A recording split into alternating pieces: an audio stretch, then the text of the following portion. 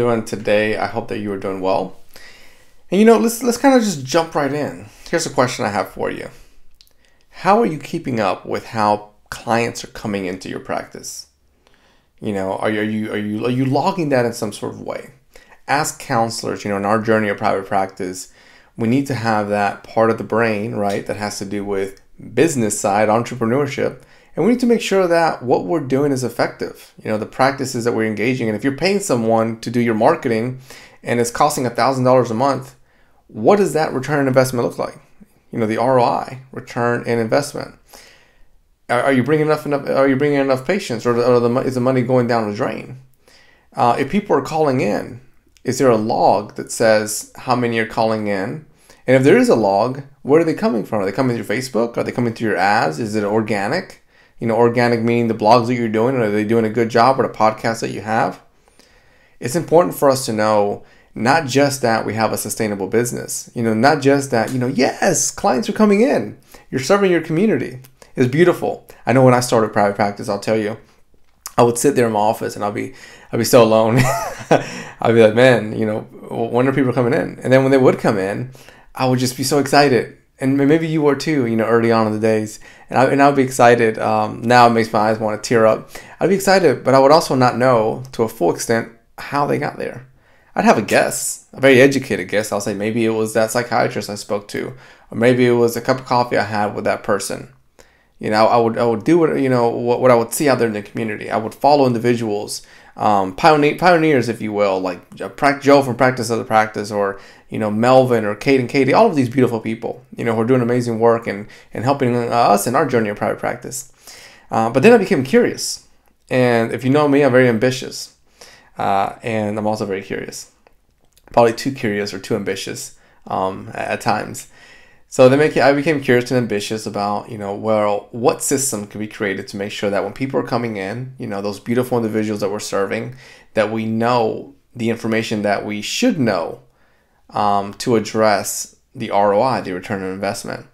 So here's the conversation I want to have with you. I kind of want you to take a step back with the big idea. Are you getting new clients? And are those clients turning into more clients? And if you are getting new clients, where are they coming from? What type of system is putting into play? We can use Excel. We can use Microsoft Word. You can go old school. I don't have paper in front of me, but you can get a sheet of paper if you want to. And then here's the big points that I want you to look at. First, I want you to consider SEO, search engine optimization. Keywords. What keywords are you using? And if you are using keywords, are they effective? Effective meaning that you're able to go to your Google Ads account, you're able to go to your keyword finder, or the marketing team that you're paying, and you're able to sit down with them and say, hey, listen, the keywords that I'm using, are they effective? Are people clicking on them? If it's a keyword, anxiety counseling near me, and you're paying $2 a click for it, is it effective? Is it bringing in, what it should bring in? And I think all of this is a very supportive process because, as someone from my end who has worked with a counselor, I get on Google and I'll Google, counselors that help with anxious thoughts. And I know that, keyword wise, some other clinician out there, they're going to add that to their SEO. And they do that in a very strategic manner because it helps me reduce a lot of the work as a patient, as a person seeking services. I don't have to go through all these strings and mazes. I just type what I want.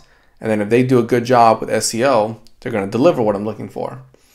So I ask you to do that. Make sure that with your SEO, it's effective. If you're using SEO, these are keywords that your clients or potential clients are clicking on. The other area that I want you to look at is where are they coming from? If you are on Facebook, on LinkedIn, on Instagram, on Snapchat, on Twitter, as I get older, I want to say Twitter, but my kids will be like, Dad, that's not cool. Don't do that. So if you're on all these social media platforms and you're having a good time, keep doing it. I get on them. I have a good time. I enjoy it. But there comes that entrepreneur side of the business, and we're building a counseling practice. We got to be ambitious and curious. I am curious to know which one of these platforms, Facebook, Instagram, etc., is doing a really good job. Which one is pulling in my ideal clients. And then when I find that out through metrics, then I can become ambitious, right? And I can become ambitious to focus and hyper-focus on it. I'll share with you what you can do on Instagram. On Instagram, you can set it up as a business account. And then on your business account, you can actually see the analytics. You can see the metrics.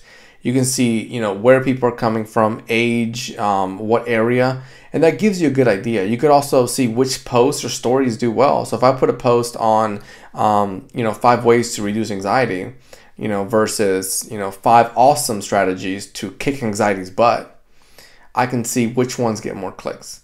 And then from my end, I can start learning the language of those that I serve and learning how to connect with them through that social media platform. Something else we want to look at, right? You got 2 strategies so far, is looking at whenever they do click on there, how long are they staying on the site? So we want to know where patients are coming from, but we also want to know their journey, their experience. So if someone clicks on, let's say, one of your ads and they land on your website, it'd be interesting to know how long they're on there for. Do they click and then they're like, whoa, I don't like this, and they head out? Because that gives you an idea that now you're paying for a click, but something's going on your website that's not letting them stay in there. Maybe it's the wording, maybe it's the pictures. I know when I started my website, I did it super DIY, and it looked like it didn't look good, but but it's okay. It's my journey. I fall, I get up. I got bruises and cuts, and hopefully you don't get as many. And you live and you learn and you grow. It's our journey. So when people are landing on your site, and let's say you have a marketing team, play around with the system. Maybe for a month or 60 days, you have a certain font or certain style. See if that leads to more of the individual staying on there. Communicate with those that you currently serve. Sit down with the patients that you work with, during the intake process, or some process, when you get with them, and say, what made you come to our counseling office? What did you think about the website? And see what kind of feedback you get. I mean, they may say, hey, the font was pretty, or I really liked how you had a lot of pictures, or I like that you had blogs. I've been reading your posts for years, and then I took the plunge and I'm here with you. That helps us learn if what I'm doing is effective. It helps us learn how we're getting clients, and it leads to those curious thoughts. I'm curious if what I'm doing is working. And then the last area I want us to look at is ranking, right? Something is on my ear. So search engine ranking, it's really important. It's important because it means who's going to find you.